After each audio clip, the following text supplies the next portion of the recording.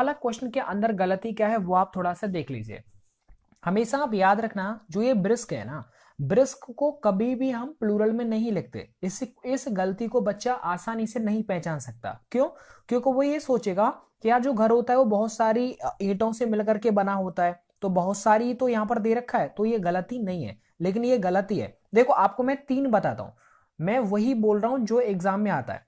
देखिए अब एक बात याद रखना, सिर्फ इतना याद रखना, ये बार बार रिपीट होती है। देखो ब्रिस्क हो, है ना, या फिर ग्लास हो, ब्रिस्क, ग्लास, वुड और स्टोन, ये 4 ऐसे होते हैं जो बार बार आते हैं। और तो याद रखना ये अनकाउंटेबल होते हैं। कैसे होते हैं? अनकाउंटेबल। मैंने आपको एक चीज बताई थी, अगर आपको वीडियो में याद हो तो देखिए, मैंने आपको ये तरीका बताया था अनकाउंटेबल को याद करने का कि इनमें प्लूरल कभी नहीं ऐड होता, मतलब एस और एस नहीं लगाते, इनसे पहले ए एन का यूज नहीं करते, ये बताया था। मैंने ये बोला था एक रूम है, इसके अंदर हम गए, इसमें मान लीजिए 4 लोग गए, अब उन्होंने एक दूसरे को एडवाइस दिया, इंफॉर्मेशन दिया। इस कमरे के अंदर पता है मशीनरी रखी हुई थी, सोफे यानी फर्नीचर रखा हुआ था, पोएट्री रखी हुई थी, ठीक है, तो और स्टेशनरी का सामान भी था। तो आप देख सकते हैं, और इस कमरे के अंदर भाई कमरा बना होता है ईंटों का, है ना, और जो टेबल वगैरह होती है वो भी ग्लासेस की होती है, ग्लासेस भी वहां पर रखे रहते हैं क्योंकि विंडोज में भी ग्लासेस लगाए जाते हैं। वुड, अब फर्नीचर जो होगा जाहिर सी बात है वो लकड़ी का होगा। तो और जो स्टोन, क्योंकि स्टोन और ब्रिस्क यहां से ऐड है, तो कम से कम आपको मैंने 10 याद करा दिए। तो आपको याद रखना है इनमें कभी भी आपको एस का यूज नहीं करना, ये सिंगुलर में ही काउंट किए जाते हैं। क्लियर है ना? क्योंकि अनकाउंटेबल होते हैं ना, इसलिए इनसे पहले कभी भी ए एन या फिर इनमें एस वगैरह नहीं लगाया जाता है। आई होप समझ में आ गया होगा। आ गया ना? अरे बेट देखो एस मैं ये बात बोल रहा हूं, एक रूम है और इसके अंदर 4 लोग गए। अब 4 लोग अगर हम किसी कमरे के अंदर जाएंगे तो बताओ वहां फर्नीचर मिलेगा, वहां पर स्टोन मिल जाएंगे, वहां पर सीनरी दीवारों पर मिल जाएगी, है ना, वहां पर फर्नीचर आपको मिलेगा। जब कमरे के अंदर गए तो एक दूसरे से एडवाइस ली जाएगी, इंफॉर्मेशन दी जाएगी। अब देखिए जो घर बना हुआ वो ईंटों का बना होगा, ग्लासेस लगे होंगे उसमें दीवारों में, वुड यानी लकड़ी भी, फर्नीचर भी वहां पर मिलेगा, स्टोन भी मिलेगा। तो ऐसी चीजें जितनी भी होती हैं वो अनकाउंटेबल है। आई होप अब तो कोई डाउट नहीं रहना चाहिए, ठीक है। तो ये जो ब्रिस्क की जगह पर क्या आ जाएगा? ब्रिस्क आ जाएगा। चलिए आगे देखिए, ही हैज 10, ये देखिए ये लग रहा है ही हैज 10 500 रुपीज नोट्स। देखिए ये जो कॉन्सेप्ट है मैं मैक्सिमम वीडियोस में इसको लेता हूं क्योंकि ये मैंने अच्छे अच्छे एग्जाम्स में भी देखा हुआ है। तो मेरे दोस्त आपको अगर मान लो अगर आपका क्लियर भी नहीं होता है तो आपको मैं एक सिंपल सी चीज बता देता हूं। देखिए अगर कभी भी सेंटेंस में यदि नोट्स आ गया, क्या लिख रहा है, नोट आ जाए या फिर या देखो नोट भी आ सकता है, ठीक है, अगर नोट आ रहा है या फिर नोट्स आ रहा है तो उससे जो पहले यूज होने वाला ये जो रुपी है ना, रुपीज, ये हमेशा सिंगुलर में आता है। किस में आता है? सिंगुलर में आता है। अब ये मत सोचना सर ये तो 100 है और 100 के बाद तो यहां पर सर जाहिर सी बात है रुपीज आएगा, नहीं, मैं जो बोल रहा हूं उतना याद रखो। यानी नोट या फिर नोट से पहले अगर रुपी आए तो वो हमेशा सिंगुलर में आता है। बस इसे आप इतना तो याद रख लेंगे ना, जब सिंगुलर में आता है तो ये रुपी हो जाएगा। अब कुछ बच्चों का पूछना होगा कि सर ऐसा क्यों होता है। देखिए ये जो लिखा हुआ है 500, ये पूरा एक एडजेक्टिव है, और देखो यहां पर आप देखिए ये पूरा एडजेक्टिव है रुपीज तक। तो एडजेक्टिव जो रुपी पूरा होता है 500 रुपी, ये एडजेक्टिव में एस आप नहीं लगाते, तो इसलिए हमें यहां से एस हटानी पड़ती है। अच्छा सर फिर नोट्स कैसे आ गया? ये 5 के अकॉर्डिंग यहां पर नोट्स आया है, 5 प्लूरल है इसलिए ये भी प्लूरल आ गया। तो ओवरऑल अगर यहां पर एक होता, सॉरी यहां पर अगर एक होता ना तो यहां पर नोट्स नोट आता। तो ये बात याद रखना है आपको कि नोट या नोट से पहले आने वाला रुपी हमेशा सिंगुलर कंडीशन में आता है। अच्छा एक बात बताइए, ये वाला जो सेंटेंस है ये बिल्कुल सही लिख रहा है, आई हैव 500 रुपीज, मेरे पास 500 रुपए हैं। अब आप कहेंगे सर यहां तो आपने ये सिंगुलर करवा दिया, यहां पर आपने बोला कि इसमें कोई गलती नहीं है। देखो यहां पर नोट आ रहा है लेकिन यहां पर नोट नहीं आ रहा, अगर नोट आता तो यहां पर रुपी करना पड़ता, ठीक है ना, बस इतना याद रखना। आगे मैं आपसे क्वेश्चन पूछता हूं, he saw a crew of ships in the harbour, यानी उसने हार्बर बंदरगाह पर शिप्स का एक क्रू देखा। तो इसमें गलती क्या है? देखिए ये आपको ज्यादा से ज्यादा याद कर लेने, जितना आप याद रखेंगे कॉन्सेप्ट को समझेंगे इंग्लिश आपका उतना ही आसान हो जाएगा। दोस्तों बाकी मैं बहुत खुश हूं कि आपने इतना मुझे सपोर्ट किया, प्यार किया, कि आपने कहां से कहां पहुंचा दिया। देखो बच्चों इस चीज को आप याद रखना, कभी भी अगर हम देखो क्या होता है ना कि नेवी के अंदर जो क्रू मेंबर्स होते हैं, यानी जो क्रू बोलते हैं इंसान को, यानी जो जहाजों पर जो नौकरी करते हैं ना उनको बोलते हैं क्रू, ठीक है ना, क्रू मेंबर उन्हीं को बोलते हैं इंसान को, जैसे कोई नौकरी करता है। तो अब लेकिन जो शिप होते हैं, अब शिप का कोई क्रू थोड़ी होता है।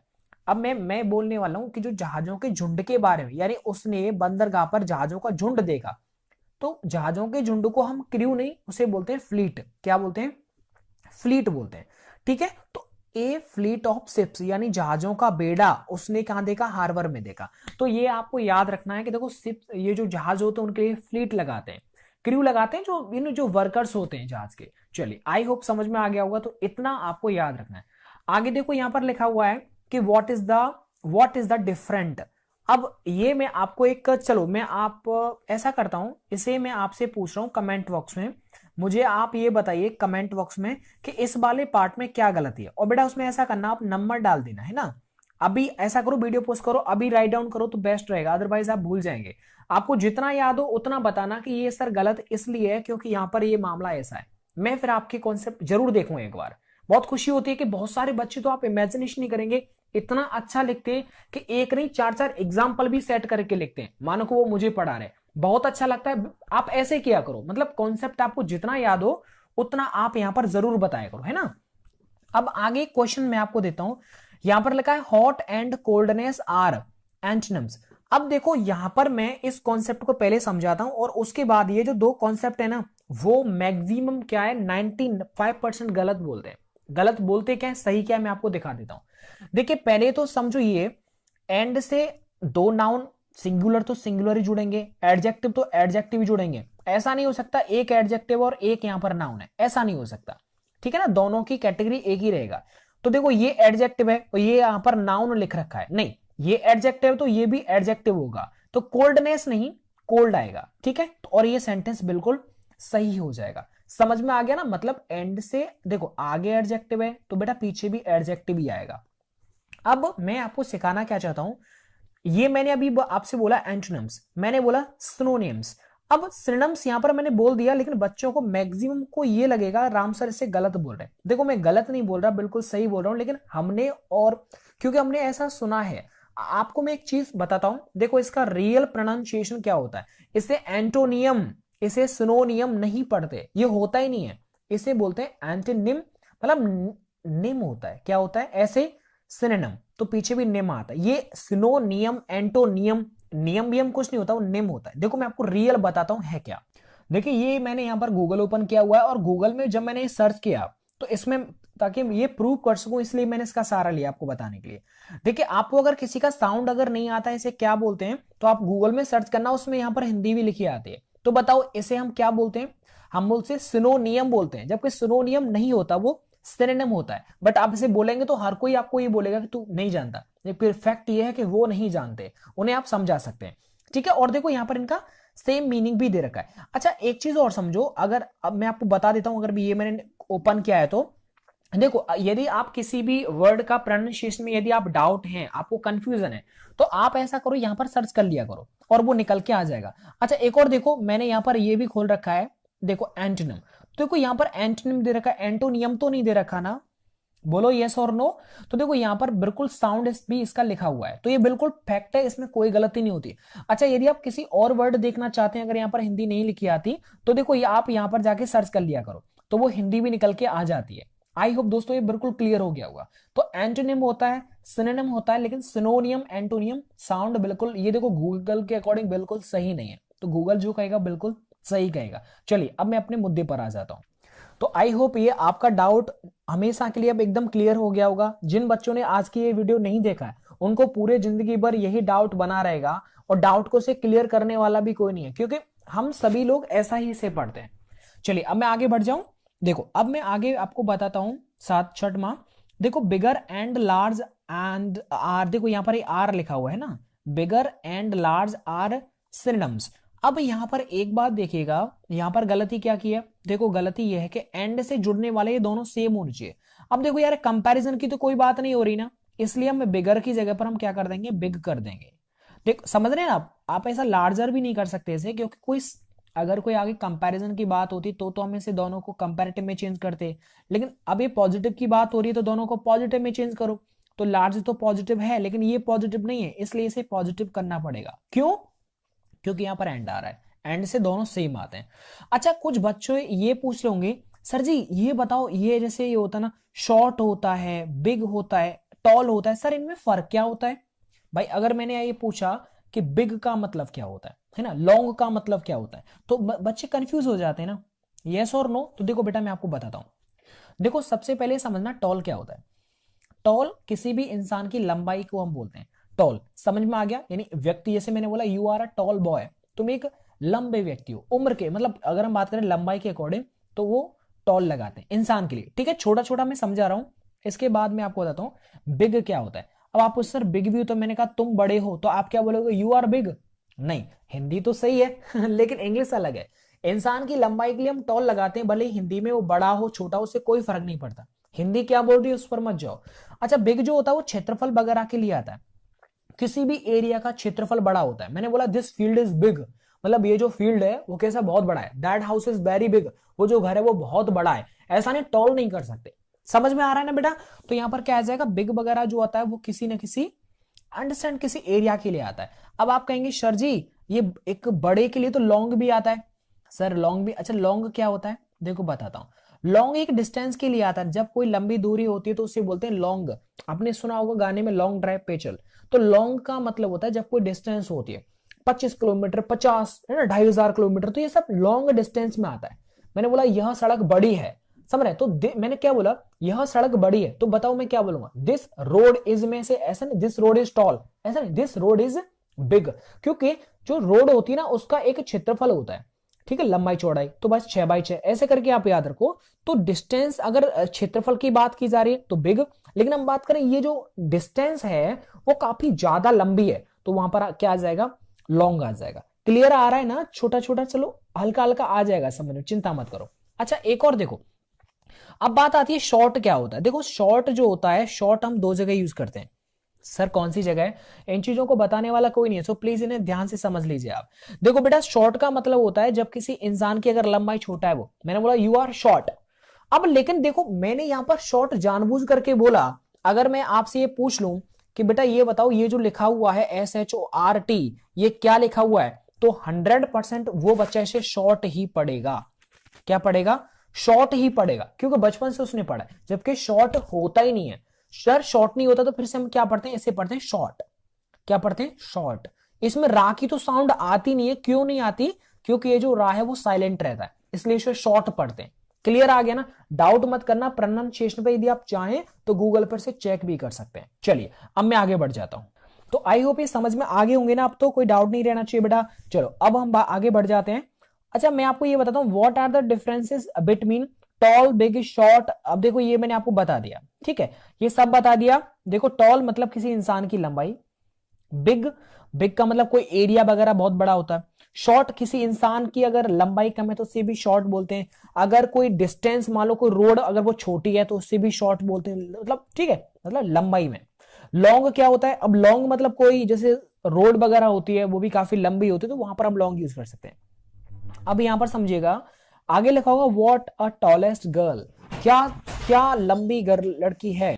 अब देखिए यहां पर गलती क्या है कि देखो एक्चुअली में ये एक, अच्छा मैं आपको चलो जीरो लेवल से बताता हूं। से मैंने यहां पर लिखा कि जैसे मैंने एग्जांपल दिया कि व्हाट अ गर्ल, ये लिखा सरप्राइजिंग जब आप होते हैं तो आप व्हाट से स्टार्ट कर देते हैं। पता है पूरी अंग्रेजी के अंदर ये एकमात्र ऐसा सेंटेंस है जो बिना वर्ब के एक सेंटेंस कहलाता है, बिना वर्ब के सेंटेंस। सर ये मतलब कैसे, समझे नहीं? यानी कि देखो हर सेंटेंस के अंदर वर्ब का होना जरूरी है, लेकिन इसके अंदर कोई वर्ब नहीं होती है, फिर भी ये सेंटेंस की कैटेगरी में आ जाता है। तो देखो जब हम किसी चीज को देख करके सरप्राइज हो जाते हैं तो उस टाइम पर हम बोलते हैं व्हाट अ गर्ल। जैसे मान लीजिएगा अभी मतलब शादी वादी होने वाली है ना, शादी आने वाली, सर्दी का मौसम है, और ऐसे केस में होगा क्या होगा कि हमारे ऐसे बच्चे बहुत जालिम होंगे कि पता है बिना बिना निमंत्रण के बुफे में चले जाएंगे। उसे पता है बफर नहीं बोलते, बफर गंदी चीज है, बफर नहीं बोलते।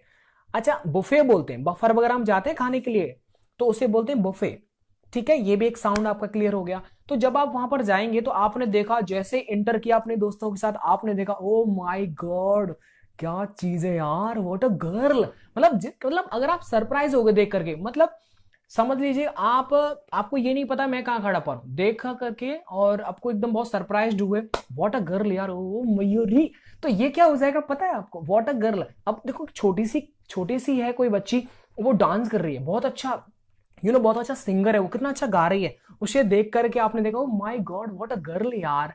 तो अंडरस्टैंड, समझना मेरी बात को। तो यहां पर इस तरह से आप बोल सकते हैं। लेकिन अगर आप इस तरह के किसी भी सेंटेंस की यदि आप बोलना चाहते हैं what a tall boy, what a tall girl, understand ना, तो यहां पर क्या आएगा, सीधी सी बात है, ए के बाद पॉजिटिव डिग्री, उसके बाद नाउन आएगा, सिंगुलर काउंटेबल नाउन। तो ऐसे केस में क्या होता है, तो बस वही वाली बात है, ज्यादा डीपली मत जाइए। देखो ये ए एन आता है, फिर ये नाउन आता है और बीच में पॉजिटिव डिग्री आती है, तो यहां पर टॉल आ जाएगा, ठीक है। और देखो लास्ट में आपको ये वाला एक्सक्लेमेशन साइन लगाना है। आगे मैं बात कर लेता हूं, आगे लिखा हुआ है कि that is a big house, मतलब वो जो घर है वो कैसा है, बड़ा घर है, ठीक है। बताओ ये सेंटेंस बिल्कुल सही है क्या? हाँ सर बिल्कुल सही है। मैं यहां पर टॉल कर सकता हूं क्या, दैट अ टॉल हाउस, वो बड़ा घर है, दैट अ टॉल हाउस, ना गलत हो जाएगा, क्योंकि वो इंसान की लंबाई के लिए हम टॉल लगाते हैं, क्योंकि घर होता है वो लंबाई चौड़ाई, मतलब 6x6 का घर होता है ना। तो बस यहां पर अगर हम एरिया की बात करते हैं तो वहां पर बिग आता है। तो आई होप दोस्तों पूरे डाउट्स आपके क्लियर हो रहे होंगे। अच्छा एक और बात, एक बच्चे ने मुझे पूछा, राम सर जी, हाँ जी सर, ये बता दो जो हाउस और होम में क्या फर्क होता है। देखो मैं बताता हूं, होम जो होता है, मतलब ऐसे याद रखो, सिर्फ 100 की बात एक याद रखो, होम होता है अपना निजी घर, हाउस होता है रेंट वाले का घर, खत्म, ज्यादा डीपली मत समझो आप। अब चलो आपने पूछ लिया तो मैं बताता हूं, जैसे मैंने आपसे लिखा मैं घर जाता हूं, तो मैं क्या बोलूंगा, आई गो होम। बच्चे क्या बोलते हैं, I go to home, I go to home, वो गलत हो जाएगा, क्योंकि होम यहां पर एडवर्ब ऑफ प्लेस है, तो इसलिए यहां पर हम क्या करेंगे, टू नहीं लगाएंगे। लेकिन अगर इस जगह होम की जगह पर अगर मैंने हाँ ऐसे कर सकते हैं आप, अगर आपने ये बोल दिया कि आई गो टू माई होम, अगर होम से पहले कोई पजेसिव आ जाए तो टू लग जाएगा, लेकिन अगर कोई पजेसिव नहीं आ रहा डायरेक्ट, अगर यहां पर होम आ रहा है तो हम टू कभी नहीं लगाएंगे। हाँ अगर यहां हाउस होता तो लग जाता टू। चलिए अब मैं आगे बताता हूं आपको आगे। अच्छा इसमें एक बच्चे ने और पूछा था, मेरा वो और बता देता हूं। एक बच्चे ने पूछा सर ये बताओ एल्डर और सर जी ओल्डर में क्या फर्क होता है। देखो बच्चों, ग्रामर के अकॉर्डिंग कोई फर्क नहीं होता, दोनों के दोनों डिग्रियां हैं, दोनों की दोनों डिग्री हैं, ठीक है। बस ऐसे याद रखो, जो एल्डर जो होता है वो अपने परिवार के किसी सदस्य, जब वो बड़ा होता है तो वहां पर हम एल्डर यूज कर देते हैं। लेकिन ओल्डर वो होता है ना, मतलब बड़ा है, एज में बड़ा है, लेकिन वो फैमिली से बिलोंग नहीं करता है, ठीक है। तो बस ऐसे केस में हम क्या करते हैं, वहां पर ओल्डर लगा देते हैं। चलिए अगर आप चाहें तो गूगल पर भी सर्च कर सकते हैं, मैं ऐसी चीज कोई नहीं बोलता जो बिना मतलब गूगल से परे हो। आगे बात करते हैं, देखो 2 kilometre is a short distance, मतलब 2 किलोमीटर जो दूरी है वो कैसी डिस्टेंस है, शॉर्ट। क्या मैं यहां पर स्मॉल कर सकता हूं क्या, बोलो, स्मॉल कर सकता हूं, स्मॉल माने छोटा, बोलो स्मॉल, मतलब वो एरिया के एरिया में आता है, ठीक है। तो यहां पर हम ऐसा कुछ, बिग का स्मॉल होता है, बिग माने बड़ा क्षेत्रफल में, और स्मॉल मतलब छोटा जो एरिया में, स्ट्रक्चर में। तो यहां पर क्या स्मॉल नहीं लगा सकते। तो डिस्टेंस की, एक रोड की डिस्टेंस है तो उसमें लॉन्ग का ऑपोजिट हो जाएगा शॉर्ट, तो यहां पर शॉर्ट एकदम सही है। अच्छा एक बच्चा ये पूछेगा सर ये बताओ, सर ये तो प्लूरल हो गया, और प्लूरल के साथ तो सर प्लूरल वर्ब लगा देंगे, नहीं। देखो ये जो डिस्टेंस होती है ना, वो एक पूरा पैक होता है। जैसे मैंने आपसे बोला 5 किलोमीटर का डिस्टेंस, ये पूरा 5 किलोमीटर हो गया, तो इसे पूरे 5 किलोमीटर की दूरी को हम क्या बोलते हैं, सिंगुलर बोलते हैं, ठीक है। मतलब ये सिंगुलर हो जाता है, तो जब सिंगुलर हो जाता है तो सिंगुलर वर्ब लगा दो। देखो अगर आपको कोई भी डिस्टेंस दे रखी हो, चाहे वो 50 किलोमीटर हो, चाहे वो 5 किलोमीटर हो, आपको सिंगुलर वर्ब ही लगानी, ठीक है। ये बिल्कुल सही है। आगे मैंने एक एग्जांपल दिया है कि 20 kilometre is a long distance, तो यहां पर क्या आ जाएगा, मतलब 20 किलोमीटर जो दूरी है वो काफी लंबी दूरी है, तो ये बिल्कुल सही है।